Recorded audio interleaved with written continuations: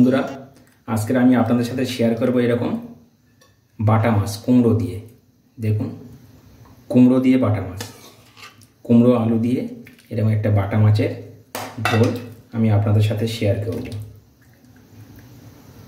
আপনারা তো অনেক রকমভাবে মাছ খেয়েছেন বন্ধুরা, চলুন না একবার কুমড়ো আলু দিয়ে এরকম বাটা মাছের ঝোল আমরা খেয়ে দেখি কেমন লাগে। দেখুন একদম ফাটাফাটি লাগবে। আর আমি কীভাবে বানালাম চলুন বন্ধুরা দেখুন। এখানে আমি 2 পিস বড় বাটা মাছ নিয়েছি। তো এই বাটা মাছগুলো আমি এখন ভেজে নেব। তো আমি প্রথমেই নুন হলুদ ভালোভাবে করে মাখিয়ে নিয়েছি মাছগুলো। বন্ধুরা এই বাটা মাছ রান্নার জন্য আমি একটা মশলা বানাবো। কি মশলা বানাচ্ছি? একটা তেজপাতা, একটু জিরে আর ধনে নিয়েছি গোটা, আর 2টো শুকনো লঙ্কা। এগুলো আমি শুকনো কড়াতে জাস্ট ভেজে নেব। জাস্ট কম আছে, জাস্ট একটু গরম করে ভেজে নেব। এইটা আমি মাছের ঝোলে দেবো বন্ধুরা। এইভাবে বাটা মাছ রান্না করব আমি, বাটা মাছে দেবো এটা। দেখুন আমি কীভাবে রান্নাটা করছি বন্ধুরা। মশলাটা ভেজে নিলাম, একদম কম আছে, জাস্ট একটু ভেজে নিলাম।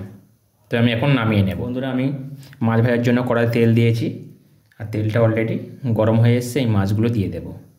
মাছগুলো দিয়ে দিলাম।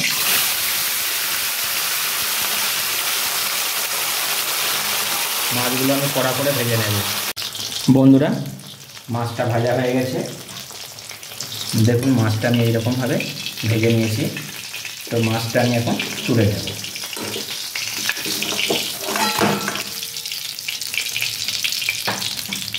বন্ধুরা এই তেলের মধ্যে আমি দিয়ে দেবো একটু কালো জিরে দেবো। দিয়ে এখানে কেটে রেখেছিলাম দেখুন কুমড়ো আর আলু, এটা দিয়ে ভাজে থাকবো।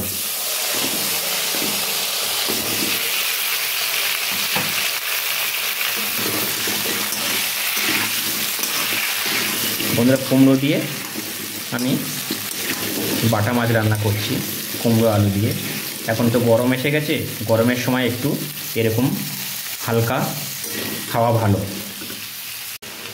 বন্ধুরা কুমড়োর আলুটা দেখুন ভাজা ভাজা হয়ে গেছে, একদম ভাজা ভাজা করে নিয়েছি। আর আমি এখন দেব 4টে কাঁচা লঙ্কা, একটা টমেটো, আর দেব বন্ধুরা 1 চামচ আদা পেস্ট দেব। দিয়ে আমি আবারও এটা ভালো করে কষিয়ে নেব। বন্ধুরা একদম এটা সিম্পলি রান্না আমি করছি দেখুন কুমড়ো দিয়ে। আপনারা পারলে একবার বাড়িতে বানিয়ে দেখবেন এই সিম্পলি রান্নাটা। বন্ধুরা এখন দেব আমি একটু হলুদ দিয়ে দেব। দিয়ে একটু নাড়াচাড়া করে বন্ধুরা আমি এখন দিয়ে দেব জল দিয়ে দেব। বেশ হয়ে গেছে, কষানো হয়ে গেছে। আমি এখানে উষ্ণ গরম জল একটু দিয়ে দিলাম বন্ধুরা। এটা সিদ্ধ হবে তাই একটু বেশি করে দিয়ে দিলাম। আর এটা হালকা রান্না একদম বন্ধুরা। দেখুন এরকমভাবে দিয়ে আমি এখন এটা ঢাকা দিয়ে দেবো বন্ধুরা 10 মিনিটের জন্য। ঢাকা দিয়ে দিলাম 10 মিনিটের জন্য। বন্ধুরা 10 মিনিট হয়ে গেছে, আর ঢাকাটা খুলে দেখব। দেখুন বন্ধুরা একদম হয়ে এসছে, আর একটু বাকি আছে বন্ধুরা। তো আমি এখন দিয়ে দেবো বন্ধুরা লবণ দেবো, স্বাদ মতন লবণ দিয়ে দিলাম। স্বাদ মতন লবণ দিলাম। দিয়ে বন্ধুরা একটু নাড়াচাড়া করে আর আমি দিয়ে দেবো এখন ভেজে রাখা মাছগুলো দিয়ে দিলাম। ভেজে রাখা বাটা মাছ দুটো দিয়ে দিলাম। আমি 2 পিস রান্না করছি বন্ধুরা, আপনারা বেশি চাইলে বেশি, আমি দেখানোর জন্য 2 পিস রান্না করলাম। দিয়ে বন্ধুরা আবারও একটু ঢাকা দিয়ে দেবো, আবারও 5 মিনিটের জন্য ঢাকা দেবো। বন্ধুরা এখন খুলে দেখবো কেমন হলো। তো দেখুন বন্ধুরা একদম রেডি হয়ে গেছে। দেখি সিদ্ধ হয়ে গেছে বন্ধুরা। একদম আমি কম আঁচ দিয়ে রেখেছিলাম। আর এখন দিয়ে দেবো বন্ধুরা এখানে যে জিরে, ধনে, তেজপাতা আর শুকনো লঙ্কা পেস্ট করে রেখেছিলাম আমি, ওটাকে আমি এখন দিয়ে দেবো। এরকম করে ওপর দিয়ে ছড়িয়ে দেবো বন্ধুরা। এইভাবে আপনারা রান্না করে একবার দেখতে পারেন বন্ধুরা। একদম প্লেন রান্না, আর খেতে ফাটাফাটি লাগে বন্ধুরা। এখন গরমের সময় এরকম প্লেন রান্না আপনারা একবার করে বানিয়ে দেখতে পারেন,